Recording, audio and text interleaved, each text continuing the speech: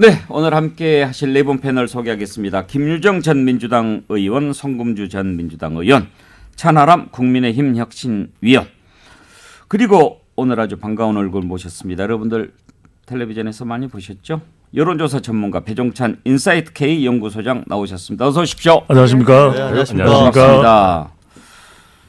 배종찬 소장 진작 모시고 싶었는데 예, 특별히 예. 요즘에 윤석열 대통령 뭐 지지율, 여론 네. 있고 그래서 그러니까요. 예. 오늘 또 모시게 됐는데 대통령한테 감사하다고 한 말씀 하셔야죠. 아니요, 저는 광주가 사랑하는 남자 배정찬입니다. 전남에도 나갑니다 이번. 네네. 원래 그 자리에 누가 앉았는지 아세요? 누구입니까? 오신환 전 아, 의원이 예, 앉아 예. 계셨는데 네네. 이번에 서울시 부시장 정무부시장 가셨나요? 아직 아직 발표는 공식 안 발표는 난 안 걸로 알고 있습니다. 아 그럼 나 엠바고인데 깨버렸나?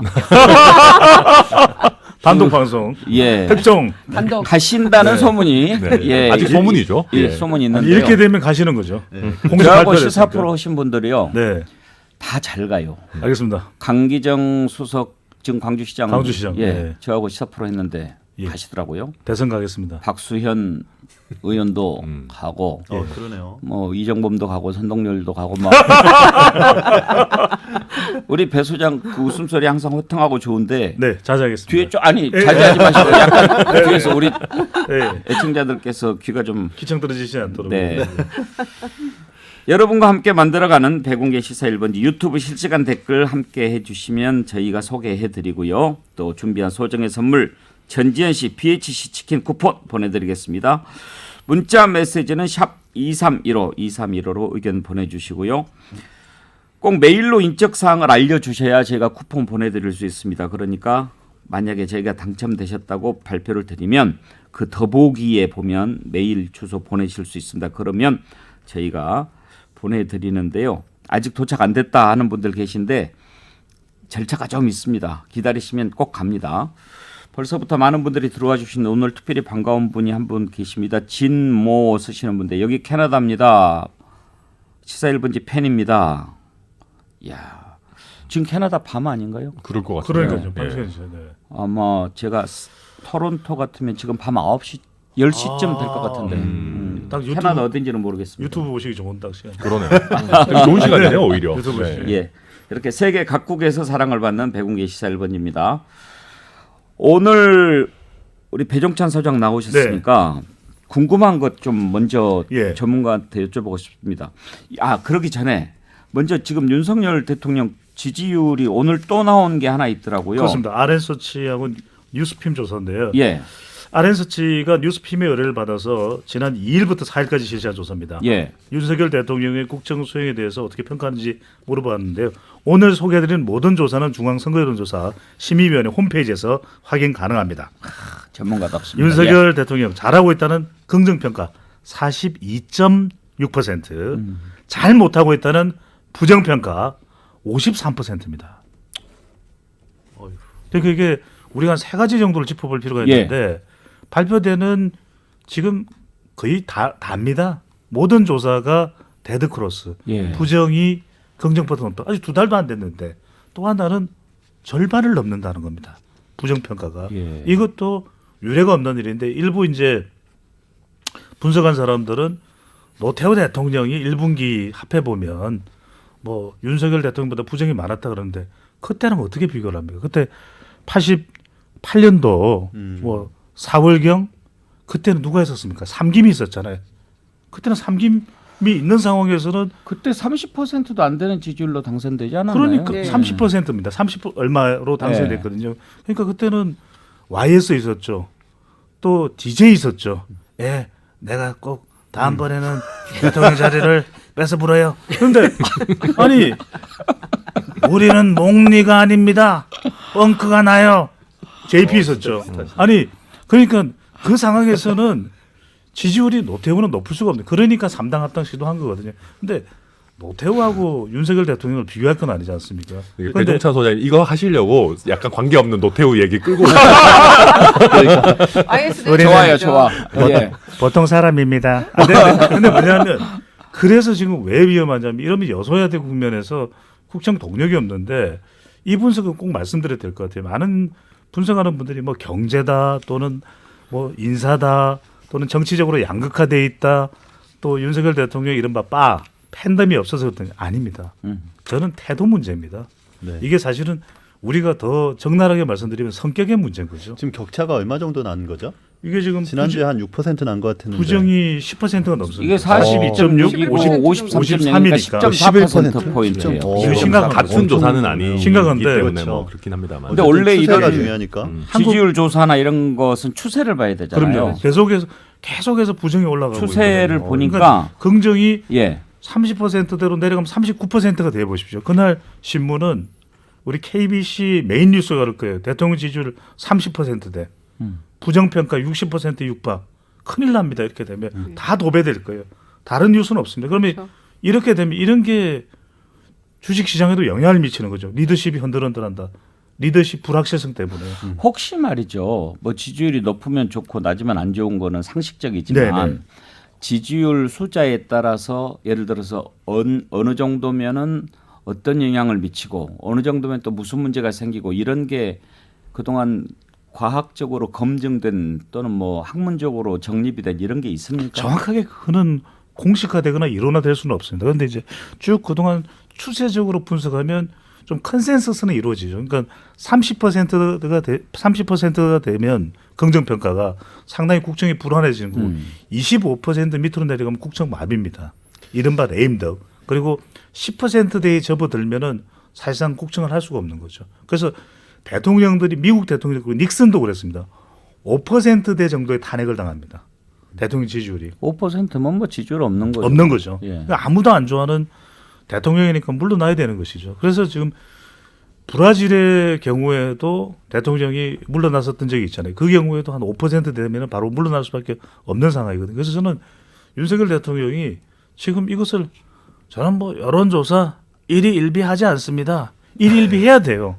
관리해야 됩니다. 일희일비하지 않습니다라고 얘기하지 않았어요. 안 했습니까? 예. 그렇게라도 그렇게 얘기했으면 얘기했으면은 낫죠. 괜찮았을 네. 거예요. 근데 여론조사 의미 없다고 의미 없다. 그랬어요. 맞아요. 의미 없다 그랬어요. 예. 그 부분 자 그런데 이제 우리가 윤석열 대통령 지지율 낮은 것 좋아할 일 아니죠. 그럼요. 나라가 잘 돼야 되고 취임한 지 얼마 안 됐으니까 이제 이걸 짚어보는 것은 왜 이렇게 계속 부정평가가 올라가는 추세를 보일까 그것을 예. 한번 좀 들여다보고 그러면 어떻게 해야 할까 이 부분을 생각해 보려고 이제 짚어보는 거 아니겠습니까? 맞습니다. 네. 지지율 떨어지는데 좋아하는 사람들도 있을 수 있겠죠. 뭐 야당은 그렇죠. 비토층에서는 예. 좋아하지 않는 이제 반대층에서 좋아할 수 있는데 굉장히 흥미로운 게 아까 제가 말씀드렸던 대로 정치적인 신구 세력 갈등이 워낙 이제 첨예하게 두동강이 나 있는 상태이기 때문에 정치적 양극화 때문에 그러냐, 인사 때문에 그러냐, 아니면 경제 때문에 그러냐, 김건희 여사 때문에 그러냐. 그런데 그게 아니더라고요. 한국갤럽이 자체적으로 지난 달 28일부터 30일까지 실시한 조사를 보면 부정평가하는 이유를 물어봤습니다. 인사가 가장 높습니다. 18%. 경제 10%입니다. 그다음에 김건희 여사 1%. 대통령 집무실은 5%. 그런데 대통령의 태도와 관련되는 성격과 관련되는 스타일과 관련된 걸 다 모아봤습니다. 독단적이다, 독선적이다, 뭐 등등등등등등 해서 뭐 태도가 그렇다 40%입니다. 그 무슨 말씀이냐? 이건 뭐 경제고 이런 문제가 아니라 대통령의 스타일, 성격 때문인 겁니다. 태도 때문인 거죠. 그래서 이 태도를 바꾸어야 윤석열 대통령이 바꾸어야 귀담아 듣고 참모진이 자료를 줘서 대통령 지지율이 위급한 상태입니다. 아 이거 이대로 가면 안 됩니다. 그럼 그걸 여론조사 의미 없는 왜 가져와요? 왜 가져와요? 이렇게 아니라 그걸 받아들여서 어떻게든 대통령 지지율을 끌어올리는 대통령의 태도를 바꿔야 돼요. 태도 문제면 어떤 태도가 문제가 있다고 봐야 될까요? 두 가지입니다. 하나는 뭐냐면 지금 국민들은 경제도 안 좋고 상당히 불안한 것이거든요. 그러면 어떻게 하면은 이걸 타개해 나갈 수 있고 돌파구를 마련할 수 있는 그런 리더십을 원한다. 불확실성의 시대에 안정적 리더십을 원하는 거죠. 그래서 이제 그거는 뭐냐면 그 안정적인 것을 세자로 고쳤으면 경제로. 그래서 민생을 더 챙기고 현장을 가고 우리의 문제는 현장에 답이 있다. 그 다음은 뭐냐면 미래로입니다. 아이고 저기 문재인 정부 때 장관 같은 장관 뭐 있었어요. 민변이 도배했지 않아요. 그렇게 하면 안 됩니다. 윤석열 대통령은 별로 안 닮았어요. 아니. 그래서 그래 좀 아닌 것 같습니다. 자제하겠습니다. 근데 이제 태도라고 네네. 하셨으니까 근데 이제 우리나라 국민들은 약간 일방적인 것, 좀 독단적인 태도를 싫어하시더라고요. 기본적으로. 그래서 윤석열 대통령이 방금 말씀하신 비전이죠. 네. 그러니까 과거에 대한 미래로. 좀 예. 문제 제기를 하고 그거에 대해서 척결하려는 태도에 대해서 우리가 한번 당해봤으니까 이제는 윤석열 대통령 안 했으면 좋겠다 이런 것이고, 그러니까 뭐 경제에 대한 적극적인 조치를 취해 주기를 바라는 국민들의 마음, 이건 이제 비전에 대한 문제고, 그렇죠. 네. 태도와 관련해서는 좀 문제가 많은 거죠. 그러니까 국민들이 그냥 좀 대통령이 좀 약간 일반적으로 걸음걸이나 이런 것들이 보통 정치인의 모습은 아니지 않습니까? 근데 하고 싶은 표현 쓰셔도 돼요. 건들건들. 네, 건들건들 하시는데 그걸 싫어한다기보다 이제 너무 독단적으로 하시는 것 같은 인상을 예, 주는 것 같아요. 예. 인사 문제도 그렇고 뭐 지지율에 대해서도 뭐 별로 의미 없다 이렇게 네. 말씀하시는 건 아니겠죠. 실질적으로는 본인은 뭐 신경 쓸 텐데도. 우리 천하람 위원장 좀 불편하시겠다. 아닙니다. 얼굴이 벌개졌는데.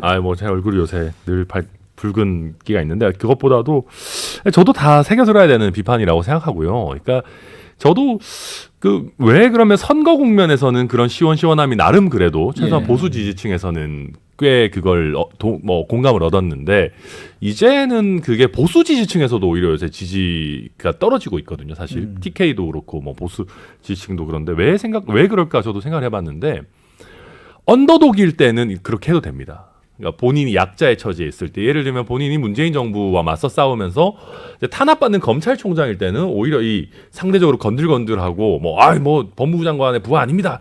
이 시원시원한 게 매력으로 다가왔는데 이제는 뭐 주류 중에 주류 아니겠습니까? 대한민국의 대통령이라고 하면 그러면 조금 더 안정적인 감각으로 가야 되고 그럴수록 약간 고개를 숙여야 되는 거거든요. 사실 우리 국민들의 이걸 놓고 봤을 때, 그럼 예를 들면 지지율 떨어진다라고 했을 때도 통상적인 정치인이라면 제가 부족한 게 많아서 그런 것 같다. 앞으로 더 잘할 테니 조금만 지켜봐 달라라는 식으로 이제 좀 그런 게 가야 되는데 언더독이실 때의 그 습성이 아직은 좀 많이 남아 있는 게 아닌가라는 생각이 좀 듭니다. 그러니까 겸손한 것을 다 이제 주문하고 원하지만 그것보다도 일단 진지하고 고뇌하는 모습 이런 모습을 좀 보여주지 못한 네. 게 큰 것 같아요. 바로 그 지점인데요. 그게 바로 국민들이 바라는 대통령의 모습이거든요.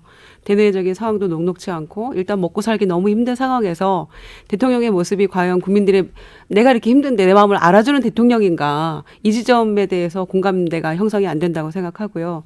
천하람 위원장 말씀하신 대로 직설적이고 솔직한 화법이 과거에 그 정권 교체 열망이 높았던 국민들이 보기에는 굉장히 속 시원했어요. 후련했고. 그런데 당선되고 나서는 이제는 불안감을 조성하면 안 되거든요. 그렇게 시원시원하게 직설적으로 가는 것이 과연 국민들이 원하는 것인가, 그렇지 않다는 것. 그리고 대통령이 불안한 마음을 조성하면 국민들은 누굴 보고 기대하고 살겠어요? 용산으로 옮기기만 하면 소통될 것 같았는데 그래서 옮긴다고 했는데 잘 안 되고 있잖아요. 그리고 그 여당하고도 허니문이 없는 것 같아요. 지금 보면 뭐 야당 허니문 없다 뭐 이런 얘기 하고 있는데 여당하고도 이런 식으로 가면 조만간 여당도 이제 반기 들고 나올 것이다. 지금 2달이 안 됐기 때문에 눈치 보고 있지만 문제가 있다고 보고요. 그리고 지금은 절대평가하는 시간인데 왜 자꾸 상대평가를 본인이 들먹이시면서 얘기를 하는지. 문재인 정부 그렇게 문제 많아서 본인이 되신 거 아닙니까? 그 덕을 본 거죠. 그런데 왜 자꾸 문재인 정부랑 비교를 하는 건지. 그런 전반적인 것들이 국민들 보기에 이제 탐탁치 않은 거죠. 네. 근데 아까 배 소장께서 지지율 낮은 이유를 꼽으면서 김건희 여사 부분 1%라고 그러셨어요. 네네. 그거밖에 안 될까요? 근데 여기는 이제 여러 가지 이유를 이야기하는 속에서 이제 김건희 여사, 그럼 더 큰 이유가 있는 사람은 그 이유를 댔을 테니까. 근데 중요한 것은 이제 빅데이터 분석입니다. 선 트렌드 분석을 해보면 예. 지난 이제 대통령 취임 때부터 쭉 이제 김건희 여사와 관련돼서 보면 역대 대통령의 배우자 중에서 이렇게 관심을 어떻게 그 관심이 좋은 관심이든 나쁜 관심 그런 배우자가 있었습니까? 없었거든요. 퍼스트 레이디가. 근데 엄청난 집중성이 있습니다. 빅데이터로 분석을 해보면. 두 번째는 뭐냐면 이게 정치성입니다. 정치적으로 그냥 여사의 활동 그 자체로 봤는데 그게 아니라 온갖 연결고리로 전달이 되는 거죠. 엮이게 되는 거죠. 무속이다, 또 주가 조작이다, 또 장모님이다, 이런 식이 되는 것이거든요. 그러다 보니까 어떻게 되냐면은 또 하나 발견되는 것이 긍정적으로 흘러가기보다는 부정성이다. 근데 핵심은 이겁니다. 1%가 됐든 이제 빅데이터가 이런 분석에서는 바닥에 있는 민심을 제대로 알 수가 있거든요. 긍부정 감성 추이 분석을 해보면 윤석열 대통령하고 일치를 해요. 그 이야기는 뭐냐면 역대 대통령은 대통령의 배우자가 어떤 활동을 하든 대통령 지지율에 주는 영향은 제한적인 겁니다. 가령 김정숙 여사가 무슨 활동을 했다 하더라도 비판을 받더라도 대통령 지지율하고는 크게 연결이 안 돼요. 무관한데 지금 김건희 여사는 행동 하나하나가 논란이 되면 대통령 지지율과 바로 연결됩니다. 그래서 이것이 상당히 부담스럽다는 거죠.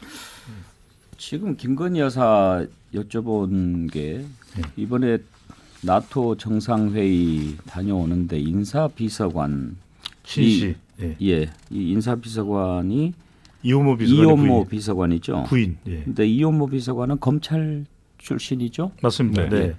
근데 부인이 이제 같이 동행했다, 수행했다. 먼저 가 있었죠 스페인에. 예. 근데 지금 대통령실에서 방금 밝히기로는 김건희 여사 수행한 적 한 번도 없다 이렇게 지금 해명을 했습니다. 민간인이 아닌 수행원으로 참여했다는 속보도 있고 그러니까 지금 해명이 나오는 것을 정리를 하다 보면 아직 대통령실 입장을 제대로 지금 정리를 못한 게 아닌가 싶어요. 같이 간 건 맞나요? 그 현지에서 합류한 건 맞고요. 예. 그다음에 이제 수행 업무가 아니라 아마 이제 해외 뭐 경험 이런 것들이 많기 때문에 뭐 행사 이런 부분에 있어서 도움을 받았다. 행사 기획 이런 부분에 있어서 도움 받았다는 얘기인 것 같습니다. 그리고 말씀하신 것처럼 이제 공직자가 아닌 경우에도 수행원으로 등록을 해서 같이 뭐 순방에 동행을 할 수 있기 때문에 그런 절차를 따랐다. 뭐 이 정도의 해명 나온 것 같습니다. 지금. 근데 문제는 그런 부분인 것 같아요. 지난번에 봉하마을 갈 때도 그렇고 이번에도 그렇고 그렇게 하는 것을 하지 마라가 아니고 그런 사람들이 필요할 거다. 그러니 공식적으로 기구를 두고 거기서 지원을 받고 조력을 받으면 되는 거 아니냐. 그렇게 해야 제대로 검증도 할 수 있고 검증된 사람 옆에서 하는 거고 그걸 국민들이 들여다 볼 수 있는 건데 자꾸 이런 식으로 기구도 안 만들어 놓고 그림자처럼 하면 그 문제 생기는 거 아니냐 이런 지적이죠. 그래서 이게 뭐 백영크께서 말씀하신 대로 굉장히 민감할 수밖에 없는 게 일종의 방아쇠 효과거든요. 그러니까 이원모 비서관의 부인 신 씨도 처음에 이런 게 뭐 정리가 돼 있고 공식적으로 수행원으로 등록이 되면 어떤 역할을 한다는 걸 밝히면 되거든요. 그러니까 이게 세 가지가 부족한 겁니다. 빅데이터 상으로 보면 어쨌든 앞으로 5년 남은 임기 동안 김건희 여사의 활동은 매우 예민할 거예요. 그러면 부속실이 당연히 필요한 것이고 활동 범위를 어디까지 할지를 설정이 돼야 되는 것이고 또 정교한 소통을 해줄 누군가가 있어야 됩니다. 네, 영부인의 그렇죠. 활동에 대해서 어떤 봉사활동을 할지 또 어떤 사회적 약자들을 뭐 도울지 그러니까 그게 없으니까 만날 하는 이야기는 패션 이야기 할 수밖에 없는 것이고 장갑은 왜 꼈냐 신씨는 왜 동행했냐 앞으로도 이런 일이 반복될 수밖에 없는 것이죠. 빨리 이게 공적인 틀로 들어올 필요가 있죠. 예. 근데 그나저나 관전은 언제 다 짓나요? 지금 외교부 장관 그 네, 네. 공관이 뭐 네, 한 거의 7월 내에는 거의 완성될 거라는 그래요? 얘기인 것 같습니다. 서초동 예. 주민들이 좀 힘들겠어요. 요새 뭐 집회 요새 요즘은 불만이 안 좀 하나 심해졌다고 싶긴 한데, 예. 그러니까 출퇴근할 때 좀 취임하고 많이 한 막히니까. 달이면은 입주할 수 있을 거라고 예상을 그랬었죠. 했는데 네. 지금 한 달 더 되는 거 예, 같아요. 유리도 다 바꾸고 뭐 생각보다 할 게 있는 것 같더라고요 보니까. 아, 보안 때문에. 예, 보안 때문에. 그런 게 다 추가적으로 비용이 다 들어가는 근데 거죠. 제가 뭐 이렇게 좀 적절한 비유는 아닐 수 있는데 제 군대 있을 때 사단장 부인하고 아무튼 그 애아 장교들 부인들 이런 관계 있잖아요. 그러니까 이게 정리가 안 되면 자꾸 그런 관계로 바뀌게 되거든요. 군대의 서열 관계죠. 네네. 예, 그래서 맞습니다. 이런 식으로 자꾸 하게 되면 외부에서 볼 때도 안 좋고 내부적으로도 가는 사람도 속으로 불만이 있을 수 있고 남편 위해서 거기 간다는 게 말이 됩니까? 안 되는 거죠. 거의 이런 검찰의 상명하복 같은 느낌이 지금 대통령실에서 일어나고 있다는 생각이 들고요. 공적 마인드가 전혀 없는 거예요. 이런 거는. 그리고 문제가 심각하다 생각합니다. 그리고 뭐 대통령실 해명이 오늘 다르고 어제 다르고 계속 시시각각 달라지고 있는 게 일단 기본적으로 큰 문제가 있다는 거고요. 그리고 이분이 선발 때도 같이 가서 사전에 경호팀하고 다 의전팀하고 갔다는 거 아닙니까? 그리고 또 나토 정상회의도 공식적으로 또 수행을 했고요. 공군 1호기를 타고. 그러니까 이런 것들이 가서 무슨 역할을 했고 어떻게 추천을 받아 어떻게 된 건지 이런 것들에 대한 해명이 없는 한 재발되고 또 일어나고 이러면은 이게 바로 대통령 지지율과 직결되는 문제죠. 짧게 한 가지만 고치겠습니다. 제가 말씀드린 그 군대는 30년 전에 제가 군대에 있을 때이고요. 지금은 전혀 안 그렇습니다. 자, 그러면 이제 마무리합시다. 어떻게 하면 될까요? 지금 일단 국민의힘의 젊은 대변인 박민영 대변인 천하람 의원 잘 아십니까? 네, 잘합니다. 젊은 분인가 보죠? 네, 저보다도 더 젊습니다. 예. 근데 이제 이 박민영 대변인은 그런 부분을 지적을 한 것 같아요. 그러니까 자꾸 이제 전 정권에 비교하는 것, 그 부분에 대한 비판의 글을 올린 거죠. 네, 맞습니다. 저는 그래서 박민영 대변인 그걸 보고 되게 자랑스러웠고요. 그러니까 저희 당의 젊은 인재들이 그래도 뭔가 목소리를 낼 때는 낸다. 물론 그게 당의 대변인의 자리에서 할 수 있는 얘기냐 뭐 이런저런 비판도 있지만 본인도 그 비판에 대해서 충분히 이해하고 있고 그걸 감수하고 한 얘기더라고요. 저는 그런 면에서 더 되게 멋지다고 생각을 하고 아까 이제 김유정 의원님 말씀하셨던 것처럼 전 정권의 과실로 인한 득점은 이미 다 끝났습니다. 역대 최초로 5년 만에 정권 교체가 된 걸로 그거는 이미 득을 저희가 다 얻은 거죠. 이제 더 이상은 그 얘기를 할 필요가 없는 거고 또 박민영 대변인 개인 입장에서 굉장히 좀 괴로워했던 부분은 본인이 대선 과정에서 이재명 당시 후보의 음주운전 문제에 대해서 굉장히 많은 비판을 했었습니다. 근데 우리가 이제 그런 거에 대해 내로남불하는 모습 보이니까 좀 많이 답답했던 것 같습니다. 그래요. 이 박순애 장관도 그렇고 송옥렬 지금 후보자죠. 여기도 지금 다 이제 술 관련된 부분들이 논란이 되잖아요. 네, 공정거래 박순애 장관은 음주운전, 만취운전입니다. 만취. 네. 또 송옥렬 후보자도 만취한 상태에서 성희롱 발언했다. 예. 윤석열 대통령이 술을 좋아하다 보니까 이렇게 술 부분에 대해서 관대하냐 그런 얘기까지 나오잖아요. 예, 그런 것이야 아니겠지만은 그래도 그런 이미지가 생기고 그런 얘기가 나오는 것 자체가 문제인 거거든요. 그래서 아까 서두의 말씀 들어보면 대통령이 술 좋아하는 게 사실 뭐 그렇게 큰 문제시겠습니까? 그게 이제 직무에 직접적인 악영향을 미치지 않는다면 인간적이고 좋을 수 있는데 대신에 직무 수행에 있어서 조금 더 엄중한 모습들을 보여주면 그게 상관이 없는 것이거든요. 그래서 저도 아까 여러분들 많이 말씀하셨지만은 이게 가볍게 볼 일이 아니다. 정권 초에 나쁜 이미지들이 너무 많이 쌓이는 거에 대해서 저희가 좀 조심해야 된다. 저도 뭐 같은 말씀 드리겠습니다. 한 말씀 덧붙이면 너무 심각하다고 보는 게 박순애 교육부 장관 임명하면서 야당과 언론의 공격 받느라고 고생했다. 이런 얘기를 어떻게 하시죠? 그리고 공정거래위원장이 본인이 인터뷰한 내용을 보니까 내가 음주 그 성희롱 그것 때문에 내 스스로 문제가 있어서 아마 어려울 거라고 생각을 했다는데도 불구하고 그걸 알고도 임명을 했다는 거 아닙니까? 근데 이런 상황에서 대통령이 술 좋아하시니까 술에 너무 관대한 거 아니냐 이렇게 바라보는 국민들 누구나 그렇게 생각하는 거 아니에요. 이렇게 문제 있는 인사를 부총리와 공정거래 경제 검찰이라고 불리는 공정거래위원장에 본인도 내가 무자격자 아닌가라고 생각하는 이 시점에서 이렇게 임명한다는 게 역대 정권에서 찾아보기 힘든 그런 사례들이거든요. 그럼요. 저는 네. 그래서 이준석 대표가 21일 만에 대통령 지지율을 20% 올릴 수 있는 방안이 있다. 뭐 황금 비단 주머니인지 모르겠는데 저는 그냥 방법은 간단합니다. 예. 경미를 찾으십시오. 경미. 경제로 미래로. 경미. 네. 경미. 그러면은 국민들이 대통령이 먼저 태도를 바꾸면 국민들도 대통령을 바라보는 태도가 바뀌는 것이죠. 그래서 예. 저는 경미를 찾아라. 경미다. 네. 경미가 어디 있는지. 네. 예. 국회의장 비서실장으로 가신 분이 아. 박경미 장관. 예, 많은 분들이 참여해 주셨습니다. 오늘을 따라 더 많이 참여를 해 주시는데 로버트리 아이디 쓰시는 분 대통령이 나라 걱정하는 모습을 봐야 하는데 국민들이 대통령을 걱정하는 시대가 온 것 같습니다. 이런 걸 보내주셨고요. 또 그렇지만 또 대통령을 좀 격려해 줬으면 좋겠다. 그런 글을 보내주시는 분들도 있습니다. 네, 우리가 대통령 걱정하지 않도록 하는 것이 중요하죠. 1부는 이 정도 하고요. 2부에서는 민주당 전당대회 앞두고 출사표를 던진 강병원 의원 저희들이 만나볼 텐데요. 우리 패널들의 날카로운 질문과 함께 꾸며보도록 하겠습니다. 전하는 말씀 듣고 2부에서 이어가죠.